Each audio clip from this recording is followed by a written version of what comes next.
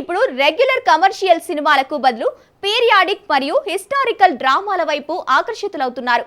ప్రభాస్, విజయ్ దేవరకొండ, నిఖిల్ సిద్ధార్థ్, గోపీచంద్ వంటి హీరోలు భారీ పీరియాడిక్ చిత్రాల్లో నటిస్తున్నారు. చారిత్రాత్మక నేపథ్యంలో వస్తున్న ఈ సినిమాలు ప్రేక్షకులను ఆకట్టుకున్నాయి. ప్రభాస్ హను రాఘవపూడి దర్శకత్వంలో ఫౌజీ అనే పీరియాడిక్ యాక్షన్ వార్ డ్రామాలో నటిస్తున్నారు. విజయ్ దేవరకొండ రణబాలి అనే 19వ శతాబ్దపు చారిత్రాత్మక చిత్రంతో వస్తున్నారు. నిఖిల్ సిద్ధార్థ్ స్వయంభూ, ద ఇండియా హౌస్ వంటి పీరియాడిక్ ప్రాజెక్టుల్లో నటిస్తున్నారు. గోపీచంద్ భరతవర్ష అనే 7వ శతాబ్దపు యాక్షన్ డ్రామాలో నటించనున్నారు. భారీ బడ్జెట్, అద్భుత విజువల్స్ తో వస్తున్న ఈ చిత్రాలు టాలీవుడ్ లో కొత్త ట్రెండ్ను సృష్టిస్తున్నాయి. రెగ్యులర్ ఫార్మాట్ కు స్వస్తి పలికి హీరోలు చరిత్రను తిరగరాసే కథల వైపు మొగ్గు చూపుతున్నారు.